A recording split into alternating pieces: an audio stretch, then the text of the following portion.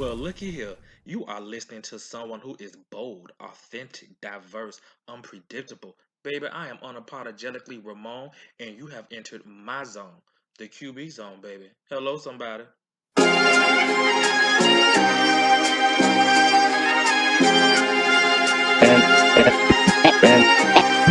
And there's no objection.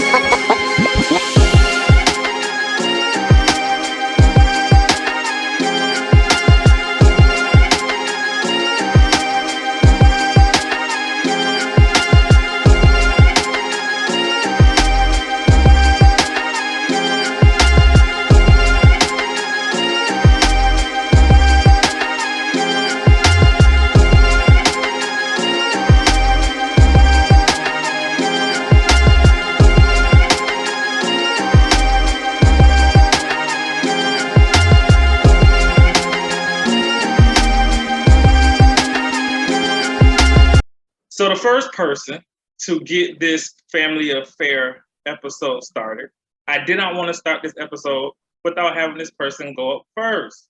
And so that is going to be someone that most people know as Kimaree Alexis Francine Fluellen. But for me, that is my baby sister. She's a grown ass woman. She ain't nobody baby.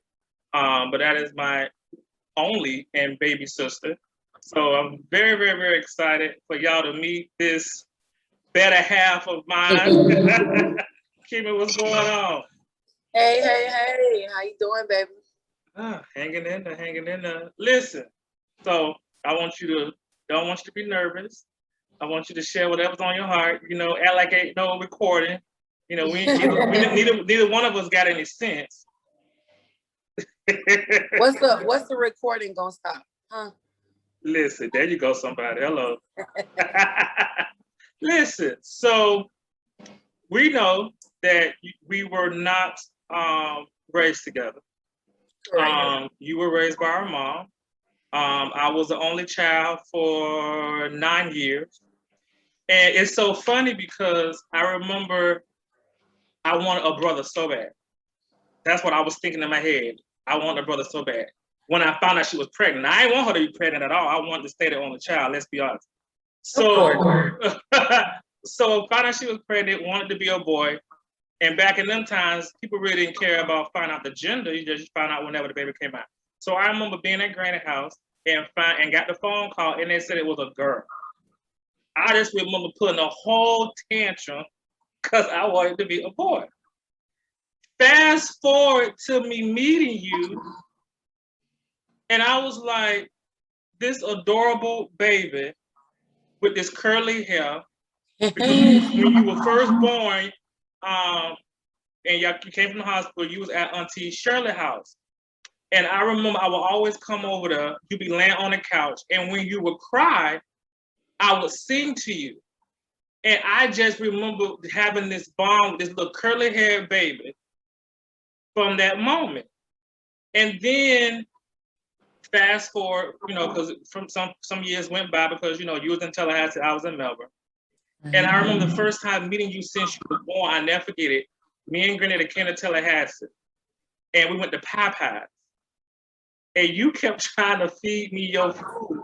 And I was just like, I got my own food, but you was so fixated on feeding your brother your food. What do you remember? What was your first memory of meeting me? Do you remember that?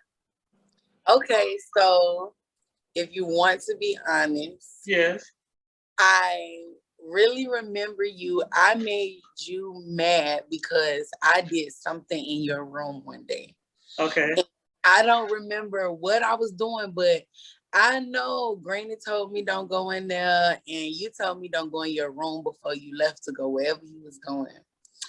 And I went in your room and I got caught when you came in and you grabbed me and you jacked me up. And my feelings was hurt just a little bit. Right, because I'm your big brother. Because you was my big brother. And I knew I had like really, really made you mad. But I think you felt bad because you came and gave me a hug and told me you were sorry. I was sitting in the living room. That was like my real first memory. I remember of you. Right. It was just something about I don't know if it was a smile or the personality, but it is very hard to be mad at Kimmy. And then for you as a little kid, for us to not be raised together, you like kind of always wanted to be around me and under me. And I wasn't used to that. You know, you and our brother, our other brother, you know, y'all was close together, y'all was raised together. So that affection, and that's how y'all was raised. I was raised as only child. So I'm not used to nobody always wanting to be under me. Yeah. And, you know, it was always just like me and Shaneise and Pam, or me and Rod Jr.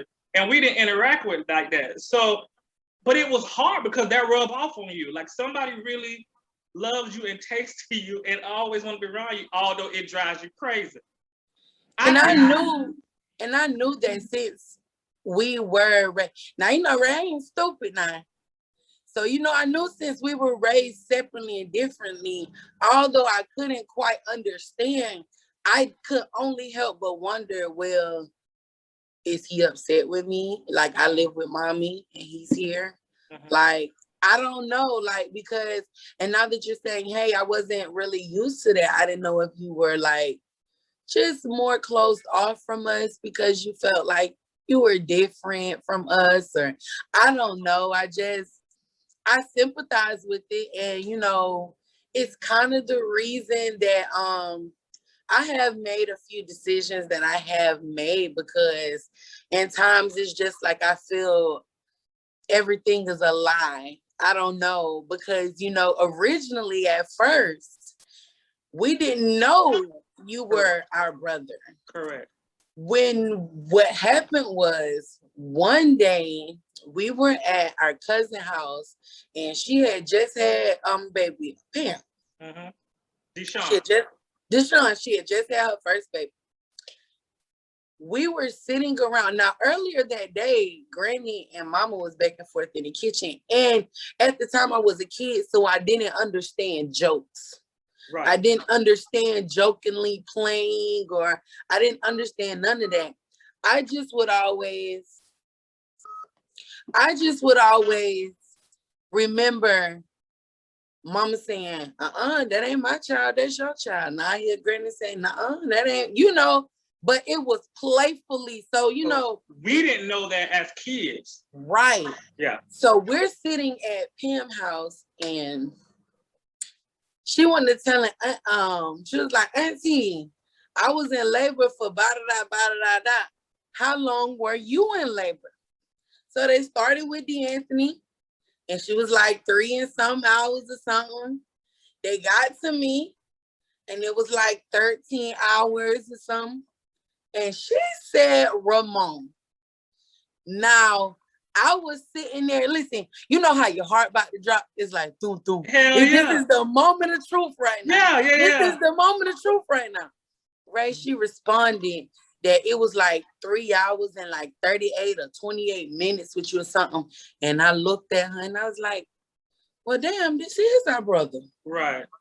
This whole time, we in Tallahassee, he ain't here. And I'm just like, well, damn, why he don't live with us? Well, what's going on? Well, you know, you begin to question a lot.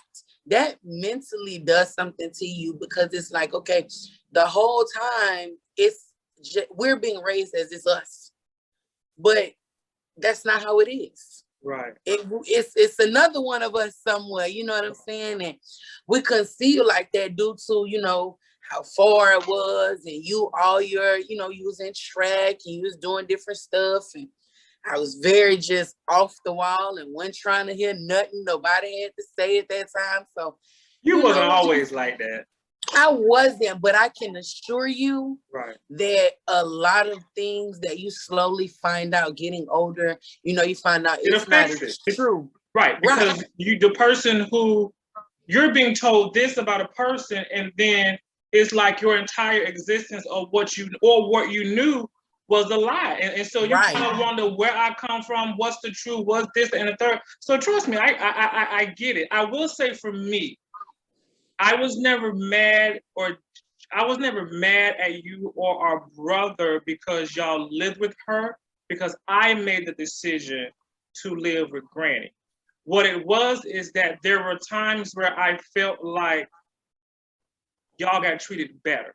And as I got older, I had to understand that she was raising y'all, Granny was raising me. So although biologically she's the mother, she may not know how to put that hat on as quickly for me as she does with y'all because she's around y'all all day, every day.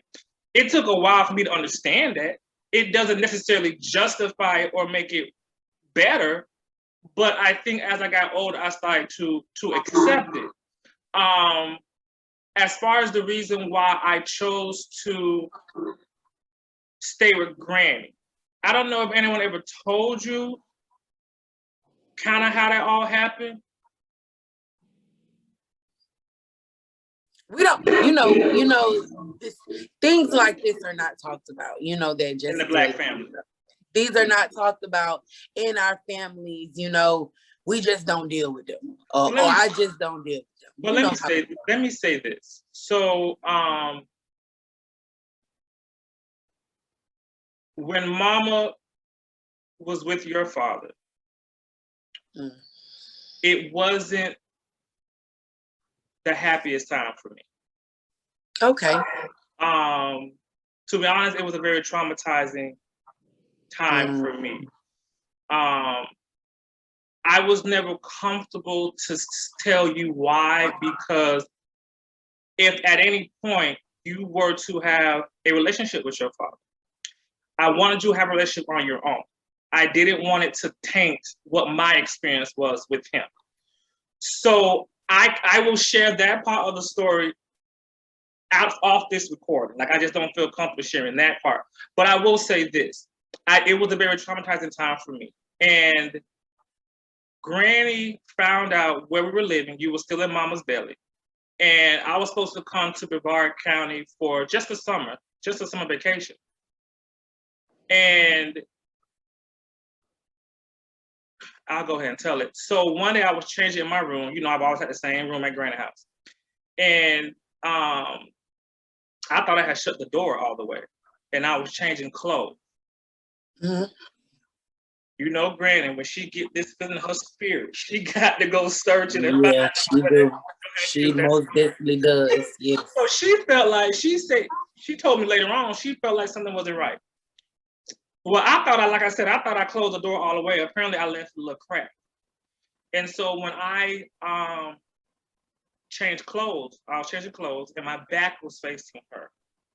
And she noticed marks. Of course, like any child, you're going to protect the parent. Your mom. Yes. Regardless. And you can't BS a mountain. So she saw straight through everything I was telling her. And so she just wouldn't allow me to go back. And then there was an interaction, which is why you ended up being born in Holmes Regional instead of Tallahassee. There was a reason that brought Mama down to Brevard County. And I made the decision to stay there with Granny and Granddad, because by that time, it wasn't about them spoiling me. It was about being happy as a child for the first time. And not feeling like I had to walk around on eggshells and be afraid of somebody every day. Because I felt like even after he left her, because he left her while she was still pregnant with you. And so I felt like even after he left her, I don't know if it was like, I kind of felt like no woman wants to be a single parent of one kid, let alone multiple kids. And she's always been a strong woman in the sense of no matter what life, she's going to find a way to make it work. She's going to find a way to make it happen, whatever it is. And I've always loved and respected it. And I think that me and you got that from her. And so there was a part of me as a child, I felt like maybe it was getting taken out on me. That now this man is gone. Now I'm about to be a single mom of 2 kids. And I don't know what was going through her mind. Once again, I'm just assuming I'm just assuming what I thought it was at that age, because I was only 8 years old. Actually, I was 9. I take that back. I was 9. So that's how I ended up being in Brevard County. I think one of my favorite memories with you was y'all had came down for Christmas. and I had a My Buddy doll, and you was just so petrified of that My Buddy doll. And I still don't play with them dolls. You don't remember this story, I think, because I know you was real small. Oh, I think. And I knew you was afraid of the My Buddy doll. So whenever you would get on my nerves, I would always go get it out the closet. And so one day, Granny had just allowed you to drive me slap crazy. She wouldn't stop you. She just let you drive me crazy. So I said, okay, I got something for this heifer. You had to went to bed. You went to bed. And you remember in that room, all Granny closets had like a light in the closet. So I turned the light on in the closet. I turned the ceiling fan on. Then I shut the closet door so the light can kind of be shining in dimly through the door. I took my Buddy doll and I tied one end around his neck and one end to the fan. And so I turned it on slowly. So now this My Buddy doll is gliding over your head slowly.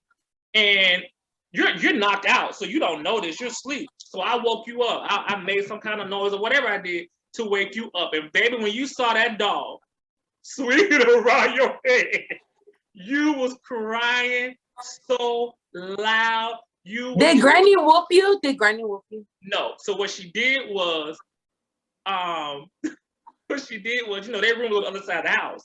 You was crying so loud, they heard you. And so, of course, Granny and Granddaddy come over like, oh my God, da, da, da, da, da. I'm in the bed playing possum, acting like I'm knocked the hell out. So, of course, when they go in the room and see this doll, clearly they know I did it. So Granddaddy turned around and went back to bed. He was like, oh no, I'm not gonna deal with this foolishness. He wants to thought, whatever. And Granny let me have it. She didn't whoop me, but baby, she let me have it. She let me have it. And of course, it took forever for you to go back to bed. So now she got to sit up with you till you calm down. I done went to sleep. I was knocked the hell out of sleep.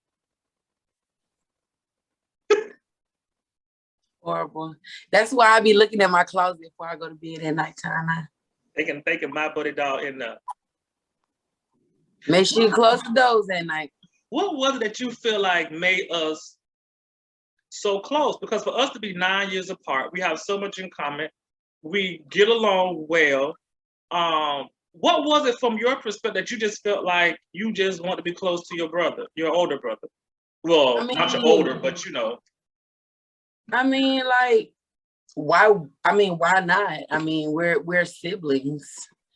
That is, I feel like we're always supposed to be with each other. We're always supposed to stand up for each other and have each other back and all that stuff. So it's like, why not? Why not want to be under my big brother? Like, I don't know. And I'm pretty sure D'Anthony felt the same way. I just feel like, you know, he just have communication issues with us. But, and it's so interesting because whenever I'm around Bubba face to face, great conversation. Like I love being around both of y'all. But then it's like texting or calling. He's not. Yeah, he's not. When we face to face, we have good conversations. He's one of those. What do you call them? Not here today, but gone. It's out of sight, out of mind. Yeah. That's what kind of person he is to me. If you're right here with him, right. He's there, he's here, he's talking, he's energy, he's all that. But when he's not, he just really be focused on whatever he focused on. And that's good and that's bad. You close out the world, you close out, that extra support that you could need. So right. I just wish that wasn't his automatic reaction. But then again, we don't know what kind of issues he's dealt with, so right. We have to take all that into consideration. So. And I will say for me though, I always liked his daddy. I love his daddy. Daddy is my daddy. My God. That man there, I remember when I first met him. I don't think Bubba was born yet. I think she was still pregnant. And we had came to visit. He was so nice. Yeah. He was just, and that was the first male Because let's be honest, even before all that stuff happened with your dad, I never liked the man. But you have to understand, I was used to being on the child, so I wasn't used to sharing my mom. So I will say he never did anything to me in the beginning. I just didn't like him because I didn't want to share my mom with nobody.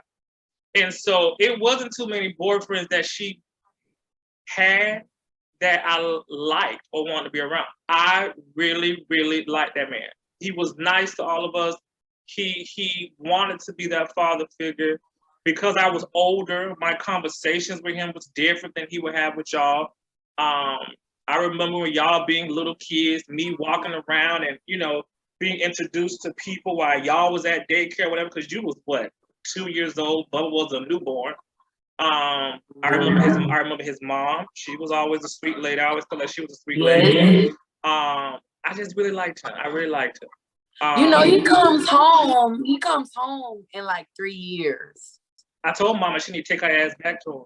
I'm going to go see him. And that's crazy because I ain't even make the energy to go see my daddy. And I'm not going to make no energy, no effort, none of that to go see that man. Because the child shouldn't have to do it. The parents should do that. And I don't mind being the bigger person. If you can't get over whatever mistakes you made, right, then that's fine. I can adjust and help you. But it's just like, I don't know. I don't see the reason why I'm doing this, especially with him. Like, I could be wrong for this, and I pray about this. I tell God this. I could be wrong, but my dad is a hypocrite to me. Like, I personally, that is what he is in my eyes, and I talked to him, and he was like, a while ago, and he was like, yeah, I became a pastor in 1993. And, I was like, damn, that's the same year I was born. Mm-hmm. Like, because he left. Excited. He left talking about, oh, God called him to preach. And so he left Mama while she was 6 months pregnant with you, talking about he was following God's voice. Yeah, I remember that. So it's like, what you want me to call you and say to you? What you want me to call you and tell you? And you know what? Saying y'all can think I'm wrong. I'm gonna tell you the truth. I want to take a bus to South Carolina, and I want to go to his church. I'm not gonna tell him who I am. I'm gonna stand up with the guests. I'm gonna let them know about how my mother was pregnant, and my father left her at about 6-7 months because God told him to leave her. And I'm here today, and I thank God. Hello, somebody. And that man is right there in y'all pulpit. Y'all need to stop listening to him. So have you ever even seen a picture of him? No, I don't want to. I couldn't. I damn sure ain't got one. I was just curious. I called him, but it ain't that. One time I talked to him, and he was like, "You're just so disrespectful," or something he had said, and I was like, "Bitch, you ain't seen disrespectful yet." Yeah, because I can be very disrespectful. Yeah, because you're a piece of work. I can be very disrespectful. You have not seen disrespectful yet. I was like, I don't even know. You don't even know him. Never met him.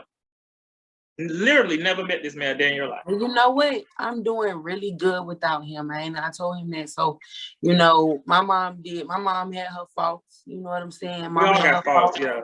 Mm-hmm. Mama had her faults. And, I had, to take a different path in order to get to the path that I am now. I used to be upset with it, but I'm not now. I'm very content with it. Right.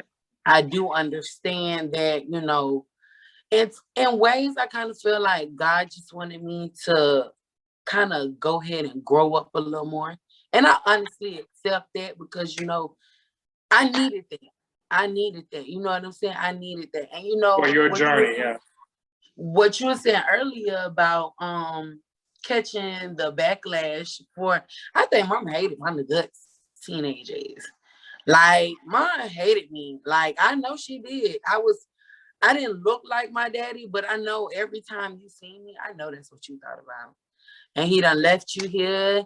And, my oldest brother gone. So, it's me. And, you just love D'Anthony Daddy. We go see D'Anthony Daddy in prison. So, you know, So you then messed you up. started to deal with, yeah. And so then now you're having all of these issues where, you know, it's affecting y'all relationship. And so that's why when you were acting out and doing some of the things you were doing, I understood, because this girl has a lot of questions and no one's answering them. Question that as a child, I was told if I gave an answer, I get a whooping. You're right. So Oh, why it ain't like as her brother, it ain't like her as her brother, I can rescue her and give her these answers. And so I think even when I got grown and was I could do what the hell I want to do, I had just gotten so used to minding my business and not telling people the truth about stuff that I start to feel bad, because I'm like, she just has a lot of questions. And we all know D'Anthony, we love our brother, but we all know he was the sport when he was sheltered. And so you growing up, any child will feel some type of way about that. And I just felt like you felt like, and you can correct me if I'm wrong, but I felt like you felt like the love that you wanted, you was getting it in the streets more than you was getting it at home. Oh yeah, I always felt like when I was growing up, you and D'Anthony had it better than me. And it's always how I felt. And no, I can understand it. It always bothered me because I was the girl. I'm just like, okay, well, my oldest brother, you know, my grandma and them do whatever for him. And then my little brother, my mama do everything for him.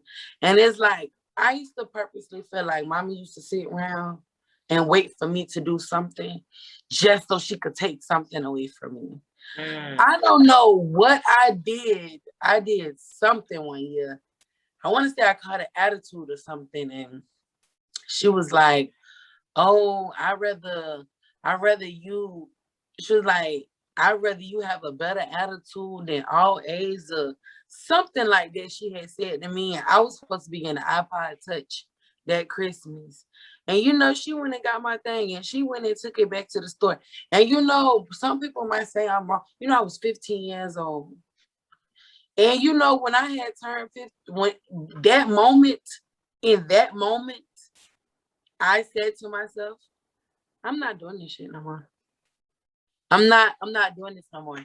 I'm not gonna keep letting you treat me the way you want to treat me. I'm not gonna keep allowing you to, you know, take certain things out on me, because the Bible does tell parents don't provoke their children. So that lets you know that it is out there for parents to put their children in certain situations also. So, you know, that's why I always say it starts at home. It does start at home in mostly everything, because that's where you get all your corrective learning and your corrective teaching. That's what you're being taught. That's what you have to, those resources you use at home, you take that. And if you beating on me every day about every little thing I do, I can't take that out of the world but go jump on people. Because that's what I think I'm supposed to do. I think I'm supposed to fight. Yeah. Right. And anybody know you, and you'll whoop some tail in a minute.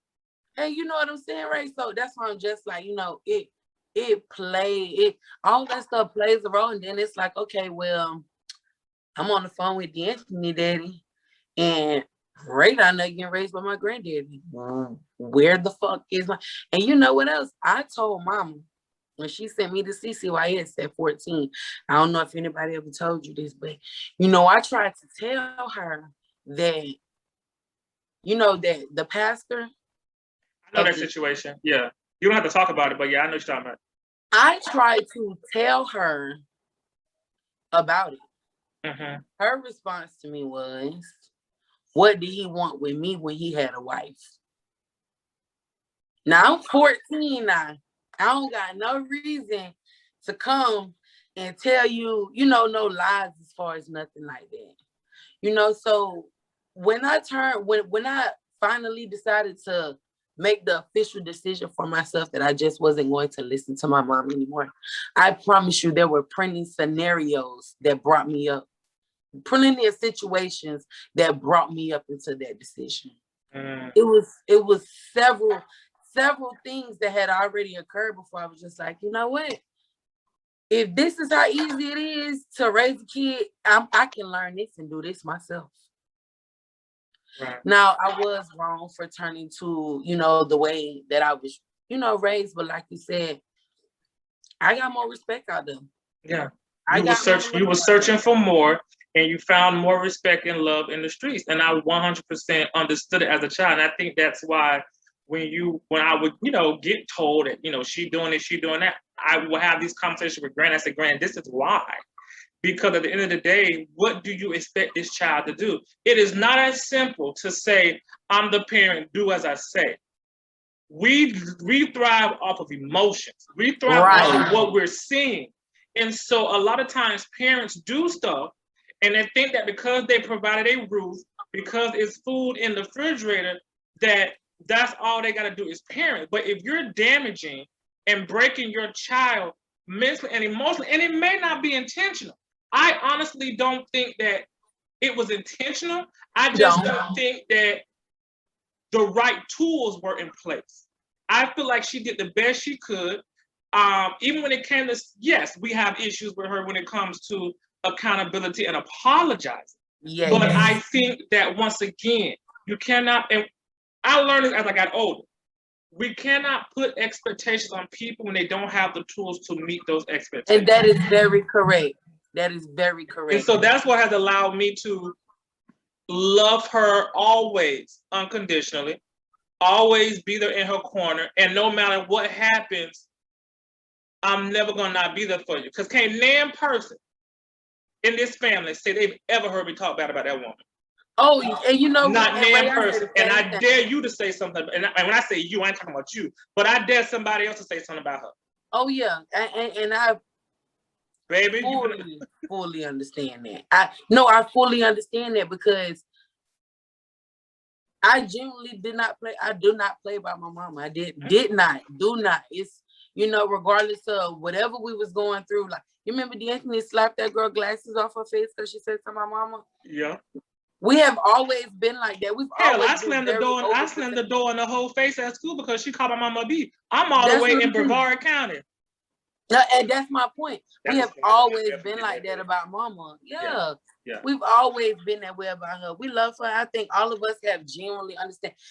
I don't think there's, regardless of what she put D through now, regardless of what I went through at one point with her, I was staying with somebody else, still reaching out to my mama. Yeah. There's nothing that she could do to actually make me just be like, oh, I'm not gonna talk to my mama no more. However, it is okay to love people from a distance, and I tell myself that all the time. Me and my mama can't stay under the same roof. But it's just like her and Granny. Her and Granny couldn't stay on the same. And you see, you cannot have two queens in the same kingdom. And that's what I'm saying. Because you're not a child no more. You're a grown woman. Two queens cannot run the same kingdom. Yeah, but right? It be some more. If I fall on my luck right now, and something just happened for me, and that's why lately. My mom is the real reason why I just been like savings account. She's so spontaneous with her decisions, especially when it's me. I don't know if it's because I'm the girl and she just expect me to be doing more or what, but my brother could set that house on fire that they in. Well, our brother could set that house on fire that she in right now. She's going to come up with all the money for them to move in a new house. Understand what I said? She's going to come up with all the money for them to move into a new house. And I feel like that is why our brother could be doing. Those are one of the downsides to why my brother is. He's different. How me and you run our life, it is different with him. Yes. Because we were raised to be independent. Well, I was raised to be independent. You was forced to be independent, and we've just learned how to make it happen on our own. And let's be honest, some of the skills, we get it from her. She get it from Granny. Right. Very true. Very true.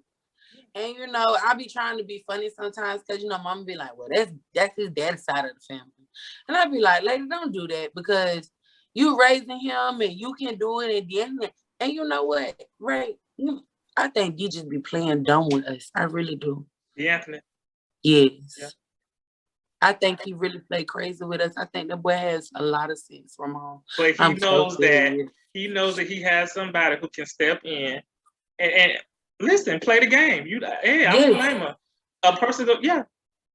It's like, and it's like he know I'm the baby. He understands that, Ramon. He understands very well. I'm the baby. He understands I'm the baby, and if something happened to me, I got a big brother, I got a big sister, I got a mama. My dad'll be home in 2 years.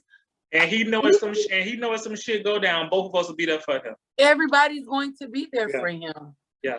And you know it's always gonna be like that. We never not gonna be there for him. So it's just one of the things I was thinking of when I was, getting ready for this conversation, was there anything that you felt like you needed, although you were in Tallahassee and I was in Brevard County? I've always had just this love for you and D'Anthony. Probably because you're the only girl, it was, I'm not gonna say stronger, but it was just different. Did you ever feel like you needed something from me for me to be a better big brother? Honestly, no. Okay. I thought you were amazing. You used to play the piano, you used to do track, you used to do everything, and it was amazing. So, when I went back home, I want to do cheerleading, I want to do track too. You did, yeah. I want to do the stuff that my brother is doing. I would take you to stuff with me. You come to church, want to sit by me. When I took you to FSU with me for the step show? For the fraternity step shows. That's what I'm saying. Kimmy, girl, you don't make me cry. Don't you start this shit now. You would always have something going, and it would be slightly hurtful that you would come and you would leave us, because after you left, we were back to staying in the house. We were back to what Mom really originally had planned for us, and it was really, we went to theme parks. I'm not gonna say my mom was just boring and bad, but it was different when I was. Mama had to dedicate. Yeah, she had to dedicate so much time to work. Right? It was just home and daycare. Money tight. She trying to pay for NFC. So that time you used to come down there for us. And then I had a car so we could go places. Right. So that's how we used to come down there for us. That was our outlet. That was our out time. That was our fun time. That was our so there was nothing I really needed from you, but just, to be around you. It was never, I've never really intentionally tried to start an argument or anything with you at all, because, No, I never felt like you did that on purpose. No. Yeah, at the end of the day, I could learn a lot, if that makes sense. So to answer your question, no, I just already thought you were wonderful. You already had so much going, and I just was like, I want to be active and I want to do the things that he's doing. So it was just, I don't know, just you. And I think for me, I was always proud of you, because even when you were acting up or, just going through your journey, I say your journey, you were always consistent and dedicated to what you had your mind on. Good, bad, or indifferent, you are going to be dedicated and you are going to be consistent. And to see you now, having gone through that journey, you are putting yourself through school, you have your own place, you have a car, you had a lot of things that people probably thought you would never get. And to know that you did it by thriving and working on your own.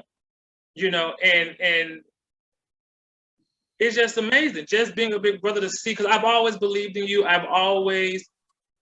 You were smart. My grades in high school were good, but your grades were higher than mine. You were smarter than me in school. We both have that personality, so we've always had friends in a social life. But I think just from an emotional and mental standpoint, I always felt like you were stronger. I think that you just dealt with, and maybe because your journey kind of took you through the streets, and I never lived that life. And so you have to have a certain thick skin. And I have a thick skin, but not on that level. Like you just been through some shit in your life. And yeah. It's amazing. And that's why I've always had love for you. I've always had, now I'm not gonna baby you, I'm not gonna spoil you, I'm not gonna give you no pity party. No, yeah. What you're capable of. But I've just always wanted the best for you. I've always wanted to get the best I could. And I just always felt like, could I have been a better big brother? So it's comforting that you said that. I think what I do appreciate is now that, you know, we've always been close, had a good relationship. I think Right. I feel like since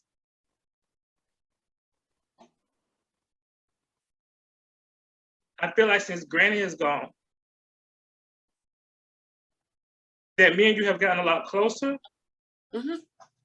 I can say that. We've been able to have brother and sister conversations that we never were able to have before. And Right. I think our trauma bonded each other. And it's been hard. You know, it's been hard for me because I'm in Miami and I'm alone. And, you know, y'all are in Tallahassee. Y'all can go through y'all grief together. Those who are in Brevard County, they have each other to go through their grief, and I'm alone.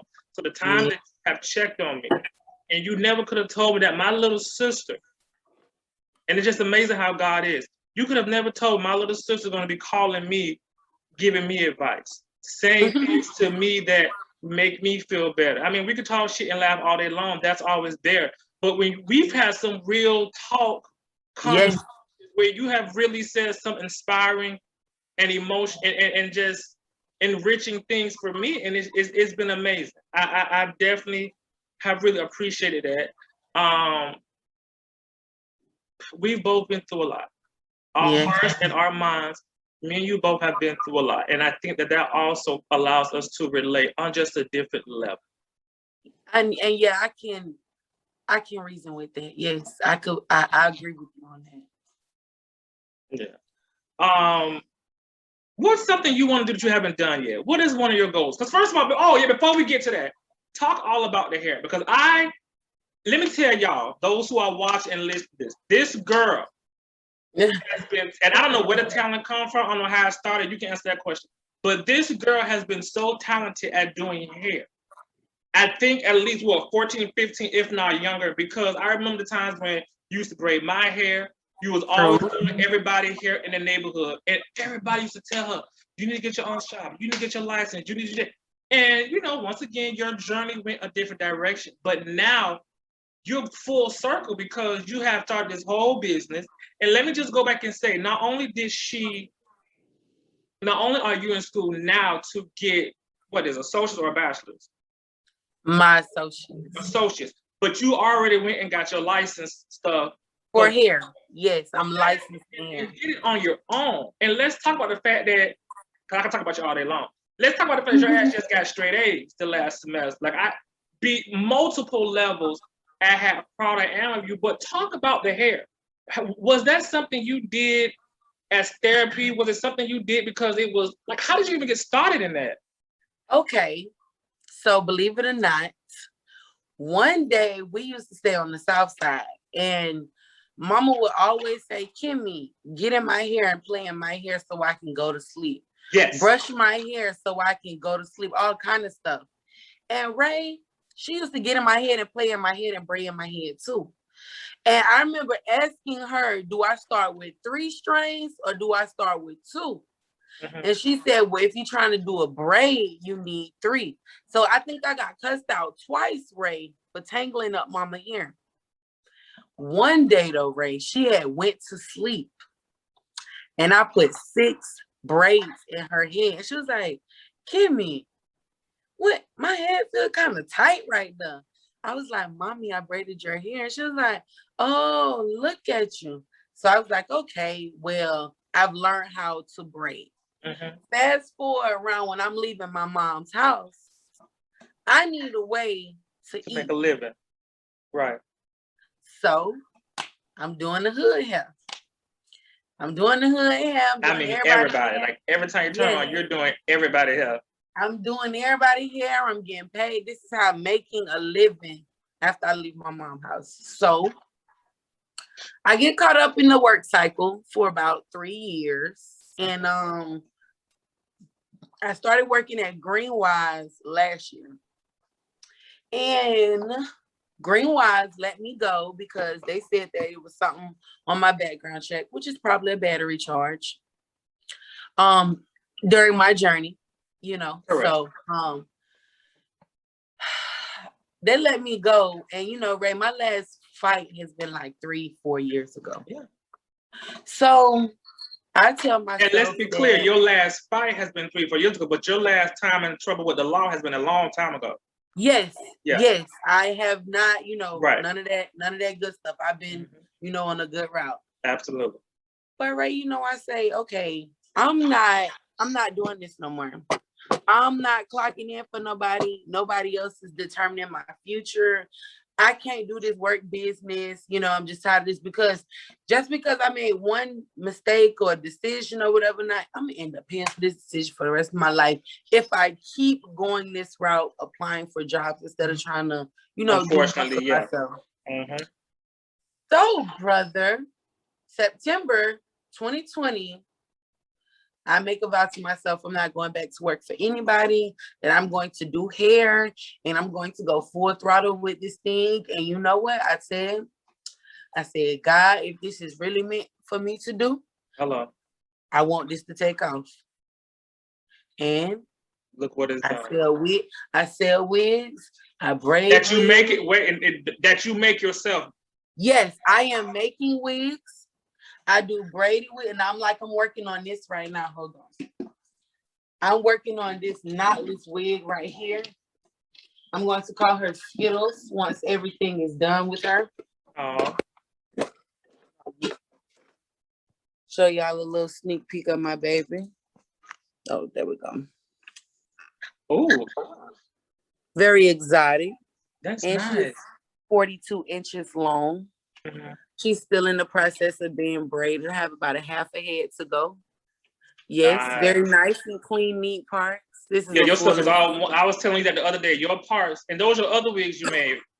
So this right here is a wig that I was.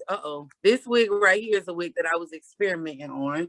Oh, okay. Got to keep my practice in or whatever, not. Right. But I have sold all my other wigs, and I need to restock. Because you're constantly selling wigs, you're constantly doing hair. And one thing I like about you, I told you the other day, is that your parts, your designs, whatever you're doing is so neat. Like, very neat. Thank you. I appreciate you. And although hair is not my, my be all end all. Right. Yeah, like this is not what I plan to do for the rest of my life. I definitely am at school for paralegal and legal studies. I plan on going to law school at FSU after that. I do want to, that's why I was talking about this man with this beat earlier in this political science class, because he's gonna mess up my president's list, but I'm just praying that this, excuse me, I'm just praying that this paper I turn in, just do what I need to do. But yes, Ray, I really want a Fluellen and Associates. That's good, and you can get it. You can get it. You sure can. I tell myself, you can go as far as you can go, and you're gonna always be able to make money because of your talent. With your not just a talent, just the gift you have with hair, you're gonna always have an income. Right, and you know what, Ray? I am really doing this hair, and this is really going to be okay. So I want to talk about this. So in political science, I have been learning about how majority of whites are going to school and getting these degrees and introducing themselves into the middle class and paving the way for the family after them. You know who else did that for us? My granny. Yeah. My granny did that for us. Granddaddy is still here, but they built that contract and put money up. Granny nursing at the hospital. They put that money up. They got houses, and they had, you know what I'm saying? They paved the way for us. And mind you, she the only education they had was granddaddy had high school, and then granny, she had like a what you call it, like a CNA, like a vocational school thing. Right. That's the education they had. But she got it, and that helped pave the way for us today. Correct. And was smart as hell. That's what I'm saying. And you know, my teacher says that once that last name is introduced to the middle class, everything after it is introduced to the middle class. And I never knew that. So it's like, okay, my granny has already, and my granddaddy have already started paving the way. They left 2 houses behind. So I need to make sure we continue this legacy with leaving houses or something, you know, leaving that the the next foundation generation can thrive off of. Right. Because look, when she died, everything was paid for. Yes. As far as you know, funerals and just the cost that can come, that everything was paid for. That's just how struck, and you know, and as we know, we gotta tell the amounts, but left money for the kids, you know, left stuff for, you know, grandkids. Like she left stuff for generations. Yeah. So I want to continue what my granny was doing. I agree. My granny, in the good words, my granny was a bad bitch. Yeah. My granny had it going on. My granny put up with a lot of shit. Okay, my granny was, y'all want to talk about bad bitches? My granny was one. Hello. And my granny was on her stuff. So, and you know, I want to continue. I want to keep that in the family, Ramon. I want us to leave, you know, pave the way for your nieces and nephew, my kids, you know what I'm saying? So that's why I'm trying to make these moves now, because I'm slowly learning, like, okay, well, when I pass, I don't have nothing to leave my loved ones behind. But you know who remind me so much of her? You and Shaneise. How you and Shaneise run y'all life, how you and Shaneise has persevered and kept y'all head up, shoulders back through everything life has put y'all through. The way that you and Shaneise give to others, the way that you and Shaneise don't take no crap from nobody. Hey, we're getting something about you. You and Shaneise really remind me so much of Granny. And I'm sure she's looking down, very, especially you, because you know she always had a special place for you. I was just gonna say that, Ray. You know, she's proud of you. I don't say this much, but I definitely think me and Shaneise was neck and neck for Granny favorite. I don't do that, but I definitely think we were not. Granddaddy already and let everybody know I'm his favorite granddaughter, and that's just it. But I definitely think me and Shaneise definitely neck and neck. But you know why? Y'all loved her. Yeah, I was. And I'm not talking about words. You and Shaneise showed her that y'all loved her. And we listen. We know Granny can be hard. We know Granny can be strict. We know Granny might say some stuff that, but you know, don't play with my granny, baby. Right, might rub us the wrong way. But you and Shaneise loved on her, and you and Shaneise were consistent with it. Because let's be real. You know, I don't care too. I keep it real. Not all those grandkids conducted themselves like grandkids. Not all those kids conducted themselves like kids. I understand that. They weren't there like they should have been. They didn't respect her like they should have. And a lot of them they listened to what she was trying to say. Their lives probably would have been better. But once again, you and Shaneise loved on her so consistently, no matter what. And I think, and she knew that. She knew that. And also, I think that's why she was so taken by Vincent and Mia, because you have great grandkids that love their granny. And that goddamn Mia was crazy about her great grandma. You hear me? Yes. She loved her some Vincent and Mia. And to see Vincent and Mia like me and Shaneise were growing up is amazing to me. Like, I love to see that. I think Vincent was real sad when we was down there too. Did he come? Because he probably knew what was going on. Yeah, that's the first funeral, and he was only what, 5? 4 or 5, like 4. He didn't know Mama crying. I held it in. I cried. I got it out before y'all got there. But Mama crying. It's this sad event. Yeah. He probably expecting to see Granny. We all at her house, and she ain't walked out this room yet. He probably know. Thank God he didn't go up to the casket. Okay, Ray, for real. That poor little boy probably know what was going on. Yeah. And you know what? Let me tell you something else. That Vinny is gonna be strong. You hear me? Vinny is already in that mouth seeing more problems at 6 years old than a lot of kids have. Ain't that crazy? And you know what? It don't kill his spirit at all. And I love my nephew. And that's what's crazy. You would think that a child would be confused, sad, depressed. He's so smart. He got all this personality. He love his teacher. He love his uncles. He love his nana. He just so full of life. And he's so smart and articulate. He know where his mama at. He know what's going on. He know what's going on with his daddy. And knows the truth. He knows. And I just be like, this boy is so amazing, God. Like, this little boy really just know he's not stupid. Mm-hmm. And you know, he don't say Angela. He don't say Kimmy. But he say D'Anthony. Yeah. Yeah. Children are smart, Ray. Children are so smart. I hope he just be okay. You know, that's why when Mama keeps talking about she wants to move Ray, I'm just like, yeah. Mom. But she been saying that for a while. You think she gonna actually move? I think a part of her looking at places. I think a part of her wants to, but it's been a She few times. letting D'Anthony hold her back. Yeah.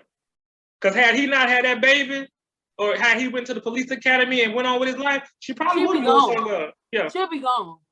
So let me ask you a few questions. Just a few random questions. I'm gonna answer them too. What's one thing that you think people would be surprised to know about Kimmy?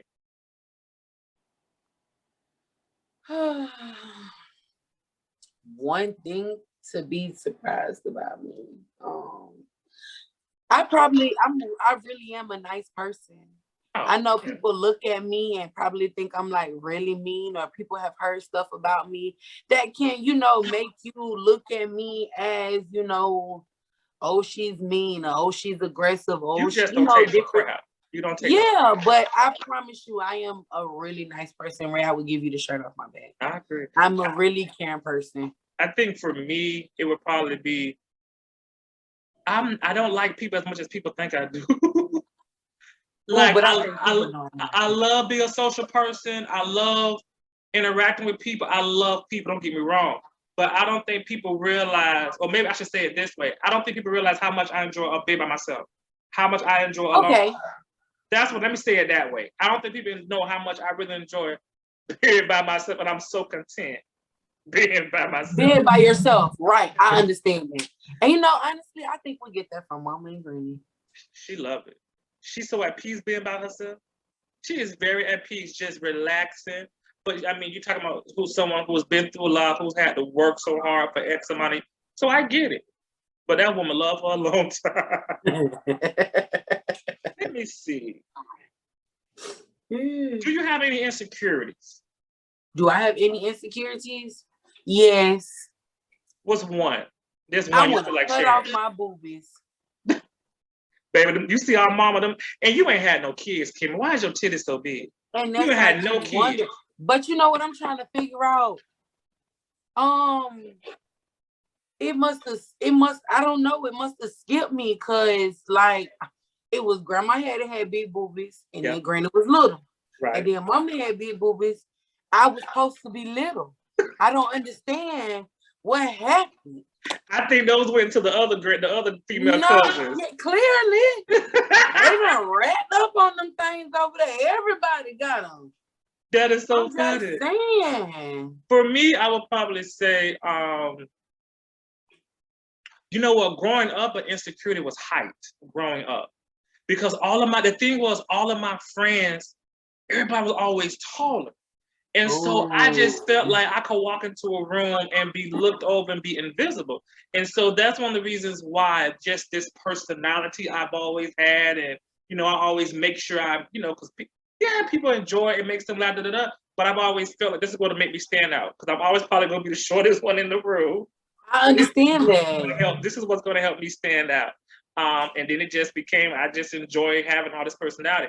I would say an insecurity now is, I've made mistakes, and some of them I have had to pay for. I definitely have done some things not intentionally setting out to do wrong.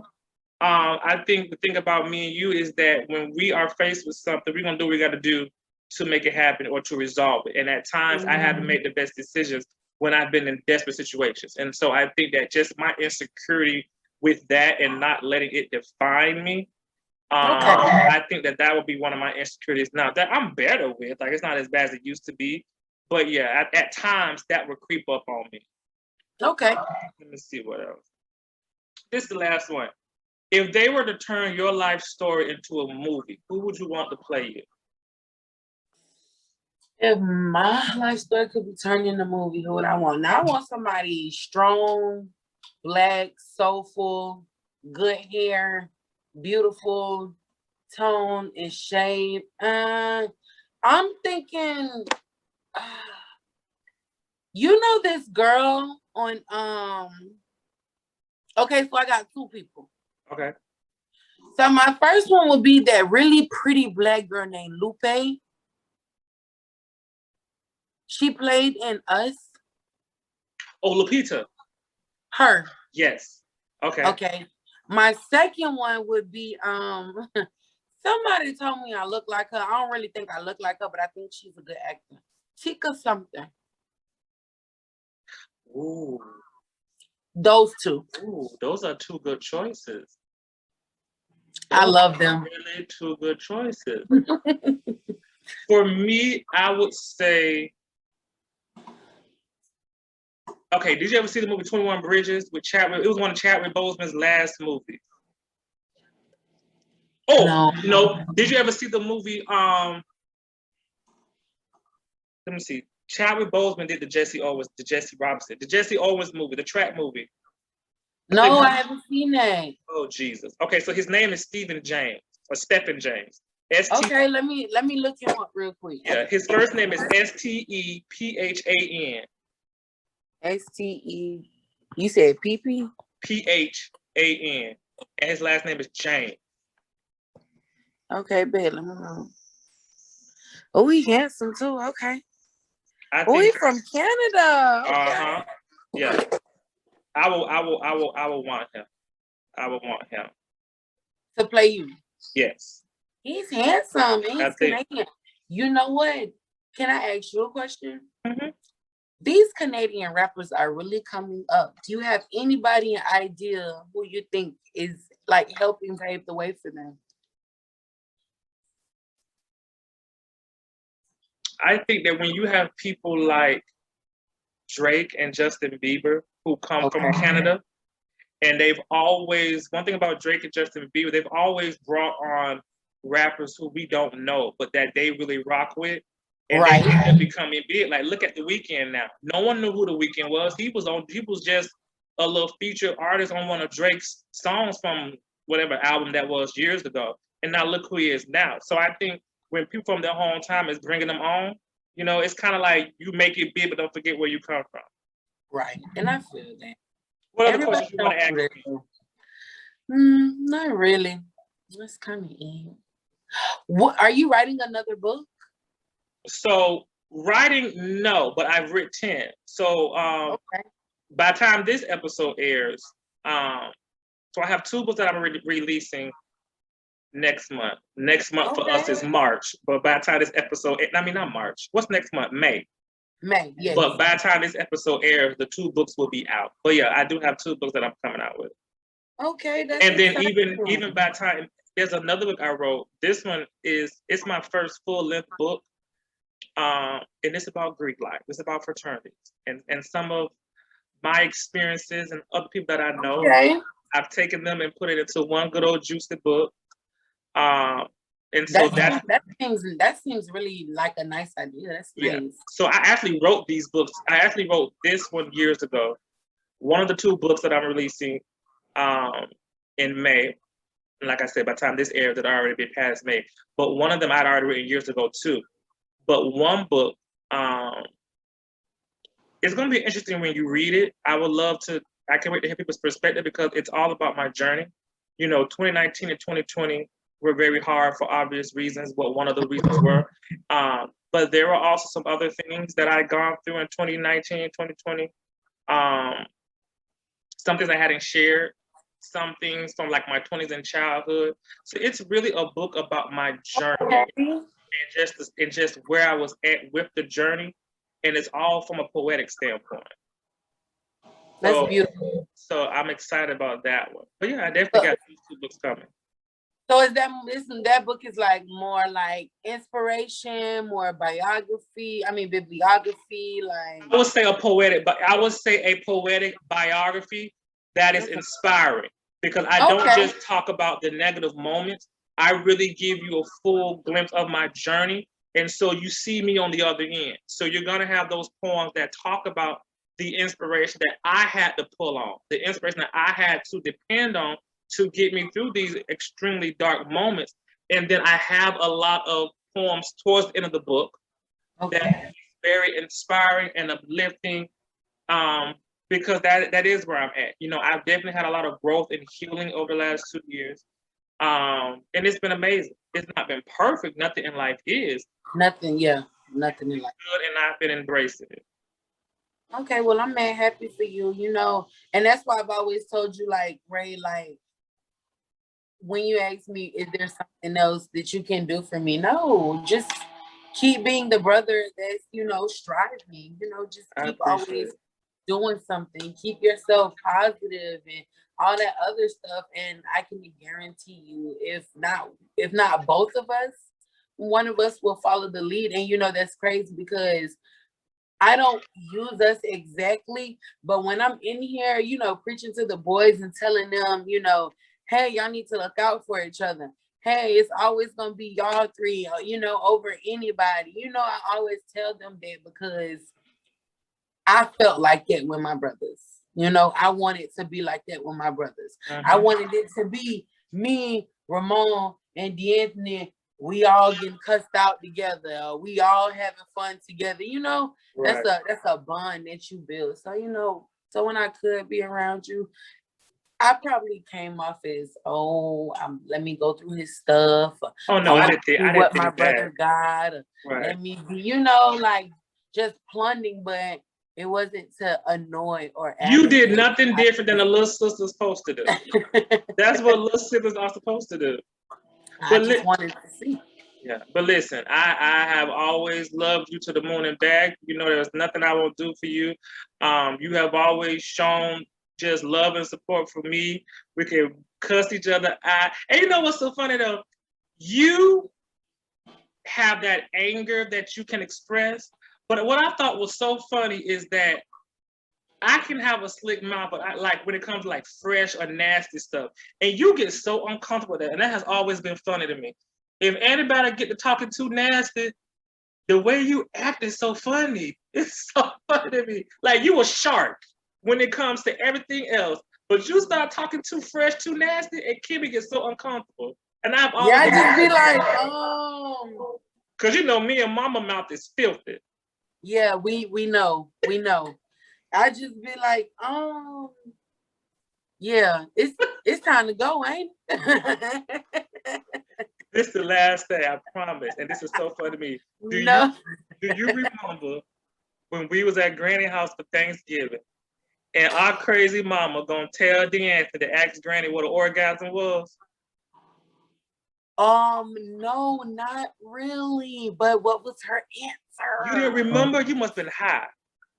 I probably was, you know. Let me tell this story, then I'll let the peoples go. This is so funny to me. We were at Granny house. At that point, I had my own apartment at Woodlake.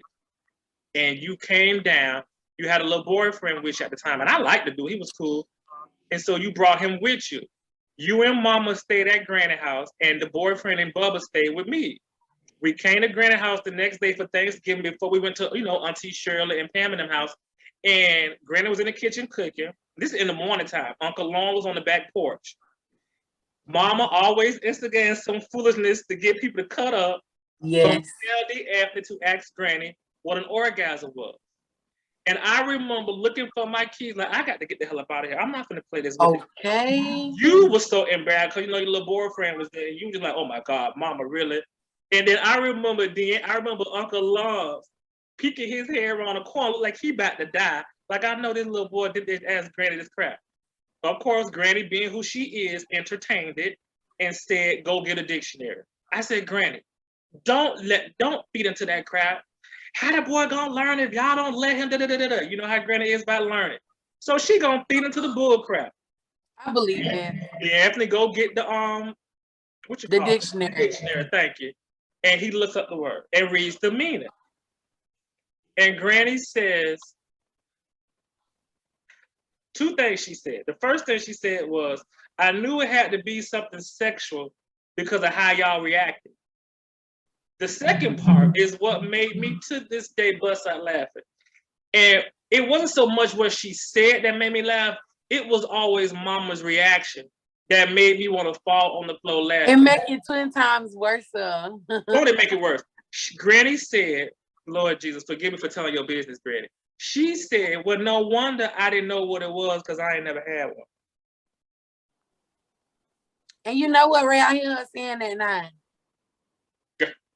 I really hear her. Mama did not understand right that because Mama thing was how she never had no orgasm. She got that kid. I said, Mama, all you need is a sperm count. You ain't got to be good at sex to have no kid. You just need a sperm count. Yeah, you ain't lying about that, Ray. Oh, wow. Do you remember when you was in church? Oh Jesus! And you pulled that lady wig off her head on the front row, on the front pew of the church. It was the second row. First of all, the second row. Oh, I'm sorry, second row. Kimmy, when I tell you, Granny whooped my ass, something serious. And mind you, now that was the old church. Remember, the old church was small. Well, I don't know if we had the old church. The church was small. The walls was about as thin as his phone. So they heard me getting my ass whooped in the bathroom.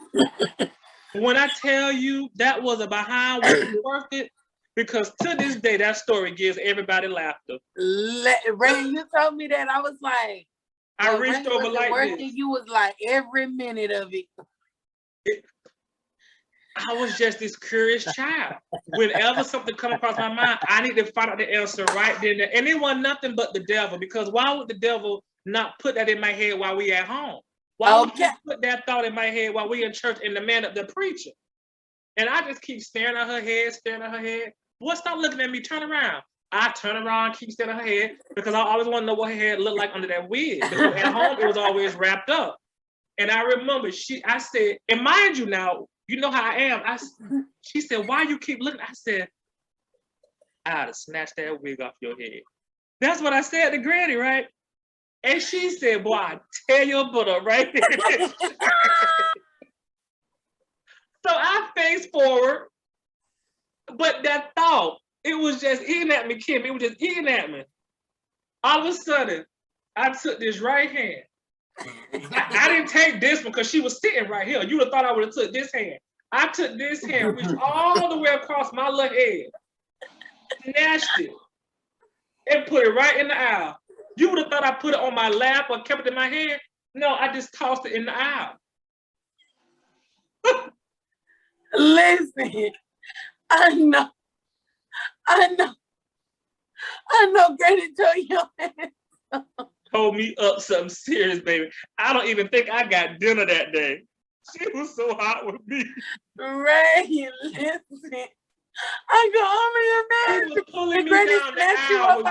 She was pulling me down the aisle with one hand, picked up her wig with the other, took me in that bathroom and told me up something serious.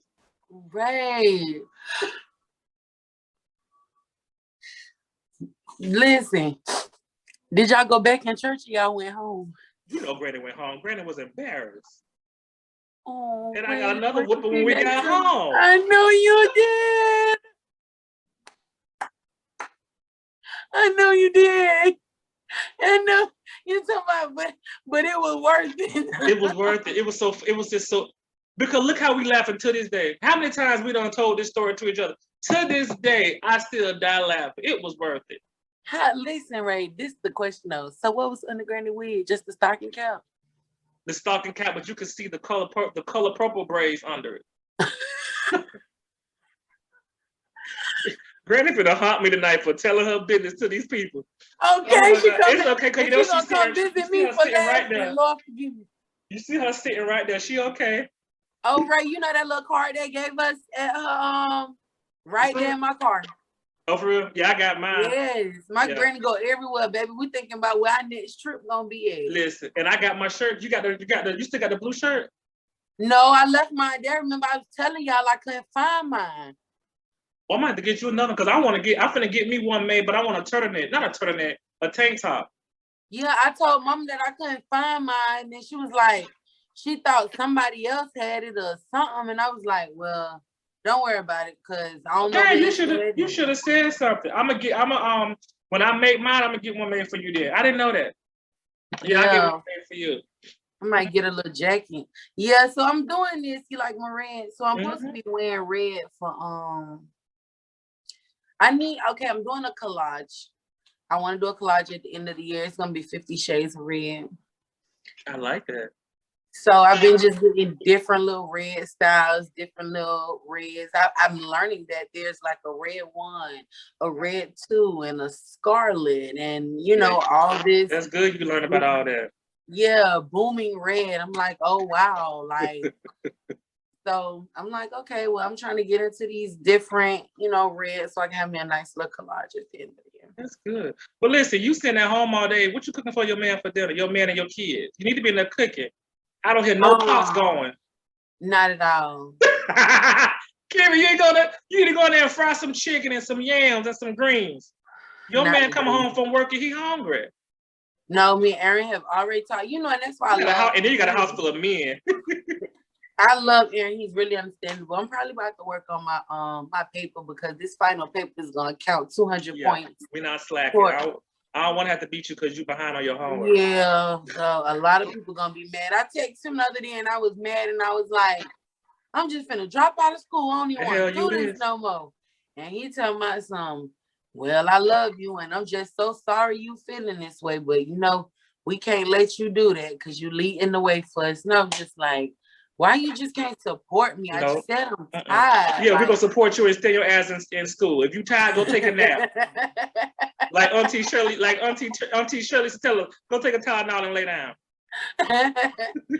I just really want to do good about this paper. That's all right. He's just he's my favorite teacher. He's just really intense. And I like the intensity because the intensity helped me think and it makes me want to do better and give better.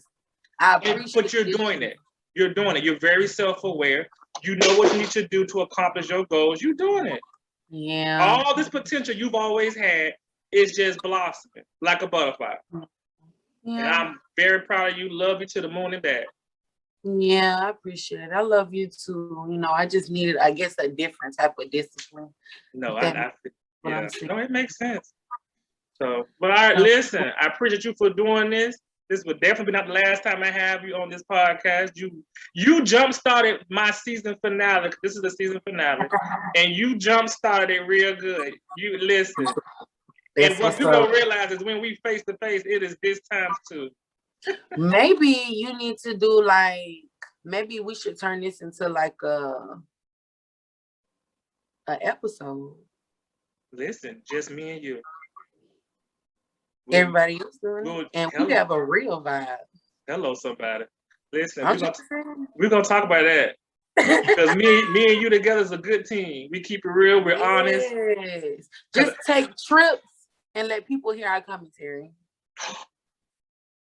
Oh, yeah, we're gonna talk about that because I love to travel. Yes, let's talk about it. I like that. All right, man. Love you, Kimaree. Love you more, baby. Bye-bye.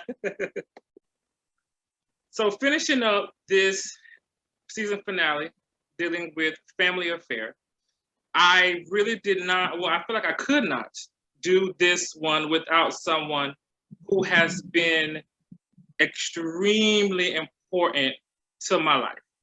You guys previously met my baby sister and saw that conversation, but I needed for you guys to meet someone who literally, we've been close since before we can walk. We are 4 months apart, and this is someone who is my cousin. She has been my nurse, my doctor, my confidant, my cook, my chauffeur, everything during our last 30 plus years on this earth. But I want to introduce you guys to my cousin, Shaneise Fluellen. Shaneise, say hello to the people. Hello, everyone. What you doing, fool? How your day been? Oh, well, since I'm off work, it's better, child. You got any wine waiting for you inside? No, child, drank it all yesterday. I was hoping BJ was going to go and get me some. I feel you. I've always, and I know I've told you this in recent years, I've just always really appreciated who you have been as a cousin, as a support system. Because from the time that we were kids, you have probably been the most consistent person in our family. Of course, outside of granny and granddaddy, you've been the most consistent person in my life. Whether it was the sicknesses, you were there literally. Whether it was all the, most of my good childhood memories includes you, your siblings, and and your parents. And then, just as adults, my mood swings, my attitudes, my slick mouths, me being out of town, moving back home, you've always really supported and encouraged and been in my corner. But I'm not the only person. You've always been that type of person for people. Was that something that was purposefully for you, or did it just kind of like just happen as life went on? Like, was it something that you intentionally stood out to? I'm going to do this. I'm going to do that. Or is it just a part of who Shaneise is? That's just me. I want to treat people how I want them to treat me. Amen. So if I'm sick one day, I want to be able to, somebody to be there for me. If I'm going through something, I want them to be there for me. So I just always try to treat people how I want to be treated. I feel you. Growing up, like I said, if I wasn't with granddad or granddad, I was always with, you or, one of your siblings or Uncle Philip, Uncle Shirley, Aunt Shirley. Mm-hmm. So a lot of my memories have to do with you. What would be one of your favorite memories that you can remember with us as kids growing up? Oh, it would most definitely be the one when you spent the night and we watched Freddy Krueger and you went and told the school about it and they called Granny and then we all got in trouble. Yes. Yeah, and I always like scary movies with like, Granny was strict regarding, the music and the movies I listen. So I tell people, when I look at my taste for movies and music, I got that from y'all. Auntie mm-hmm. y'all always had the movies, y'all always had the music. Like my first, and I remember Uncle Phil and Uncle Shirley had went to California, and mm-hmm. Granny didn't allow non-Christian music in the house, for a while. And I remember the first time I brought non-Christian music in the house, your daddy had came out from California. And it was 3 tapes he gave me. It was Boys to Men, Brandy's first album, which we all know how crazy I was about her growing up. And then TLC. I had never even been allowed to listen to that kind of stuff. But yeah, the scary movies and the best music. Yeah, I would probably say one of my favorites was, we would take a lot of trips. Definitely took a lot of trips, boy. I miss those days when we would be next door in the field playing like kickball and stuff. Mm-hmm. Yep. I like those. Or us going to, what was that? Don't do that now. Yeah, we play kickball all the time. I definitely enjoyed those. 3 of my favorite things about you would be, I just really, of course, I always had a lot of respect and love for you. But when you were a single parent, putting yourself through school and working full time, I guess because me working in social work, I've seen many parents who gave up. I saw many parents who couldn't do that. And for you to successfully, with very good grades, finish school, raising an amazing, well-behaved, intelligent child, working full-time, and at sometimes 2 jobs. To me, I always thought that was amazing. I've always thought that showed your strength. I've always felt like no matter what life brought your way, you always seem to find a way to persevere and push through. I'm sure your child, Mia, was part of that motivation, but did you have other motivations? Like, what motivates you to even carry all that on your plate at that time? Mia, because I absolutely refused to let my child go without anything. Every birthday she had a party, every Christmas the tree was loaded, and I refused to use me being a single parent as to why my child went without. you know, and I, as a kid, you know, there was things we wanted, but you know, my mom them had, it was 4 of us, so you know, we didn't get the computers and all the other stuff that a lot of kids did.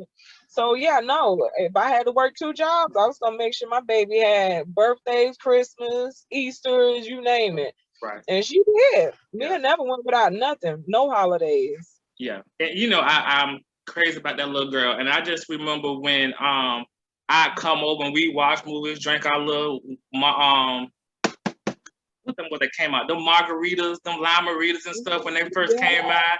We cooking stuff, and I just always liked the fact that this little child, I would sometimes forget how old she is because she was always so articulate. She was so mature. Like, I'm thinking we having a conversation with somebody our age and forget we got this little child sitting over here. But yeah, I just think the job that you did with her was amazing. I just believe in giving people their credit when credit is due. What would you say was or is 3 of your favorite things about me? You're always there for people, regardless.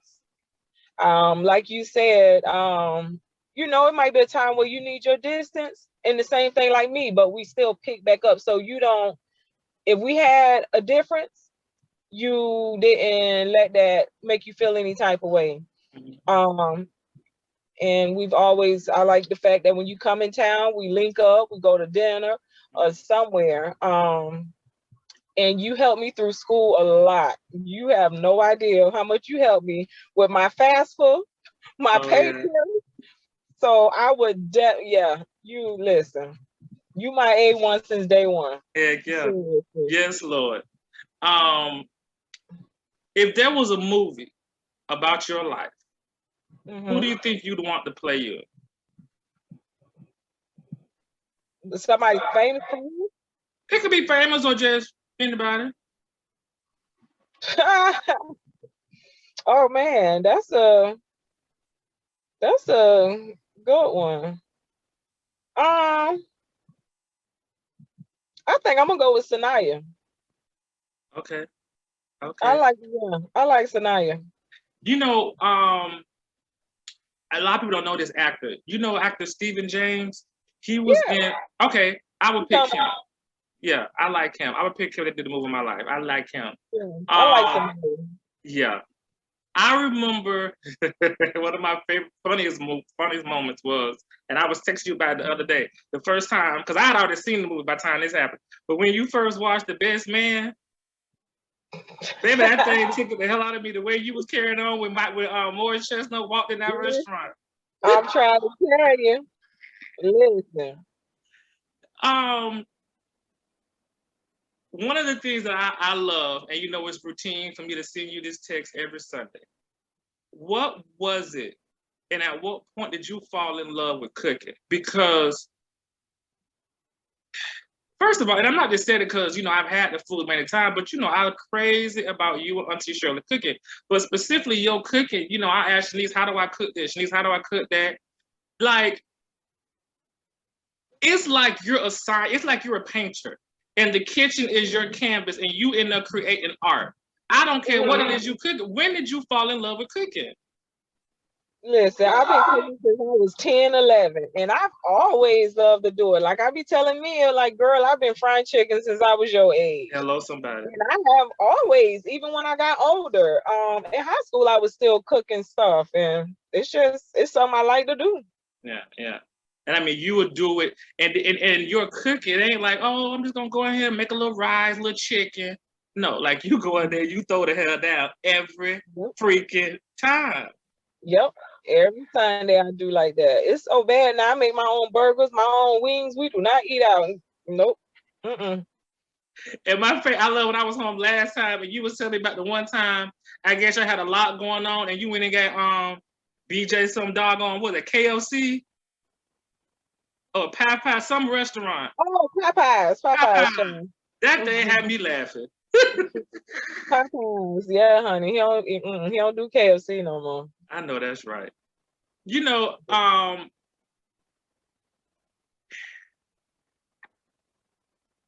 gonna mention a few words or people. And just tell me the first thing that come to your mind. Palm Bay High. People, Mikey,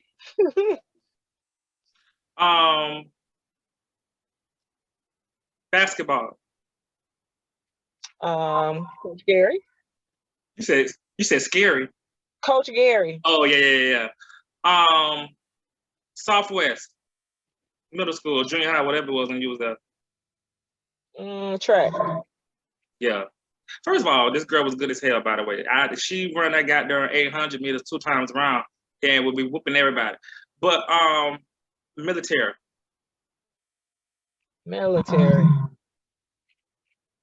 Hard. She was in it for how long? Just 3 years. 3 years, okay. Granny. Granny. Mm-hmm. Loving. Egalin. Grandma Mary. Yeah, that was always a sweet lady.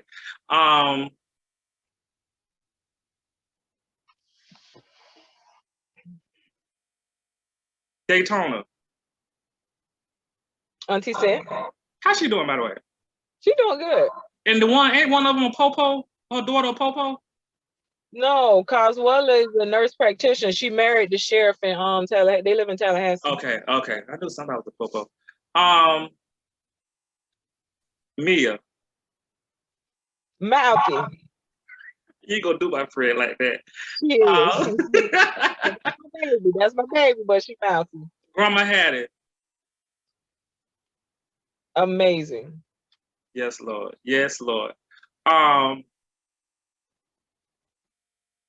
When we was growing up, what would you say was something that what was one of the worst things you got a whooping for?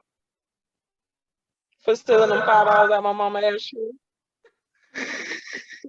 Well, we know I got a lot of whoopings. I'm trying to think. What's one thing I got towed up so bad for this. Jesus, I got so many Shaneise.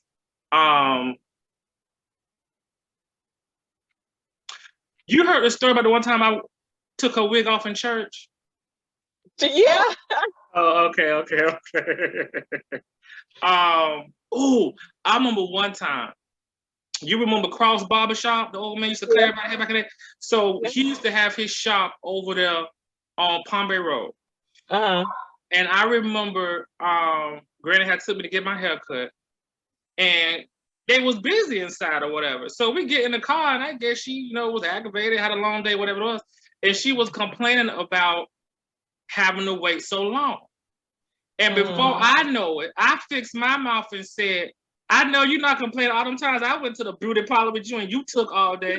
Shaneise, the woman was driving down Palm Bay Road. She had her left hand on the steering wheel.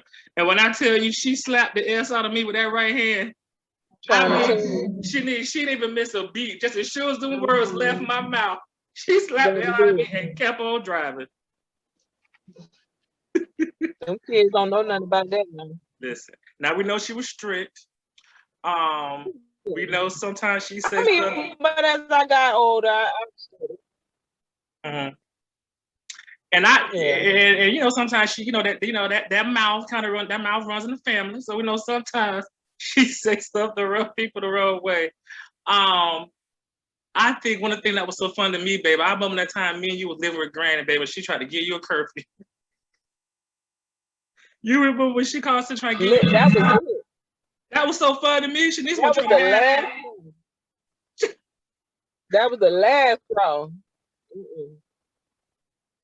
Because I think sir. Because where you went? You and BJ had went somewhere. They had go to Disney World. Y'all went somewhere. We went to Halloween Horror Night, and I told you that I was going. And she said you didn't tell her, and she was up waiting on me. I don't remember all that part, but yeah. Forever when she tried to get Shaneise a curfew, that thing took the hell out of me. Shaneise wasn't having that. No, sir. No curfew. Do you have any regrets? If it was one thing from your childhood, or even your younger, even your 20s, do you have one thing that if you could go back in time and redo, you would? I would have definitely did dual enrollment in high school. Oh my God, yeah. I wish I did that too. If I knew what I knew now. Would you have still gone to the military? I'm not sure because I had no intentions on going to the military. The recruiters actually came to talk to Pam. Oh. And so, yeah, and my mom was telling them how I wanted to go to college, and so that's how I got sucked in. But I had no intentions on doing the military. How did you feel being the oldest of 4 kids? Because I know, for example, or 5. Because I know for me, I enjoyed being the only kid. I guess because I was always so close to y'all, so I could go be around y'all, and I could go back home and be to myself. I've always had cousins and friends to be around, and I could go back to my, my own little whatever. Did you ever? Because y'all had the biggest household. Did you ever be like, God dang it, why so many siblings? Or did you really enjoy being the oldest of all those siblings? I enjoyed being the oldest. It didn't bother me. That's good. But they didn't make me, it wasn't like they made me look after all of them. How some people have all these kids and they make the oldest, pretty much raise them. It wasn't like that. So I like being the oldest. Yeah. Yeah. And I always appreciate how Uncle Philip and Aunt Shirley always treated me like, I was one of theirs or whatever. It was just amazing because, outside of Rod Jr., I really was only around, y'all or whatever. Right. What would you say is something that you still would like to accomplish or do that you haven't done yet? Want to have another baby? No. Okay. Number 2 was not. I think you need a boy. I think you're full of crap. Okay. Thank you. Let's go and pray over that womb. Yeah, we're gonna pray over and seal it up. I know that's. No. I still laugh about the story behind the second one. That still cracks me the hell up every time I think about it. Man, listen, that was just crazy. No. But yeah, my kids are freaking 10 years apart. Yeah. But my mom did the same thing because I'm 9 years old. I'm 9 years older than Kimmy. Yeah, no. No, honey. I'm good. But Thank you, though. Does Shaneise have any other goals or a goal she still wants to accomplish? Yes, I still would like to get in the CJ field. So yeah, I know you've been saying because you've been in the medical field for how long, Jesus? Almost 15 years. Yeah. So. And it sucks. Doggone Brevard County. When I got into it, it was opportunities, but it sucks that all these years done went by, just so different. Lord, if I knew what I knew, I would have did engineer. If I knew what I knew now. Hello. Yeah. I probably would apply myself a little bit longer. I definitely don't think I would have been a social worker. Right. I probably would have still did stuff with kids on the side, but yeah, I definitely wouldn't have done that. So, but no, listen, like I've always said, man, love you to the moon and back. We've been close before we could walk. I appreciate anytime I reach out, you're there. And I just thank you for taking the time out to do this conversation. Because like I said, it's, my family affair episode. And I'm like, I can't talk about family and don't have my number one partner in crime and favorite cousin. With Granny gone, you probably know the most. You probably know me the most. So, I've always appreciated you for everything. I'm here. You know it. I'm just a phone call or text away. Hello, somebody.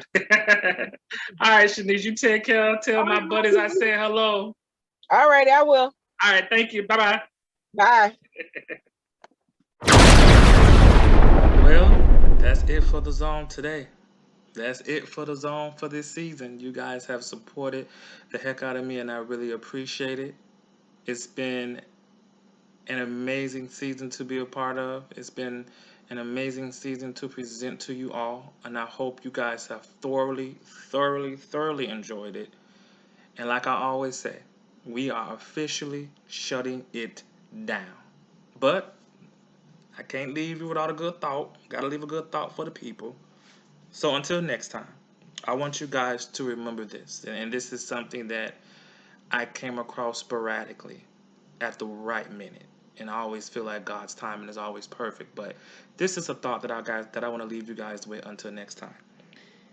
If you rearrange the letters in the word depression, you'll get I pressed on, meaning your current situation is not your final destination.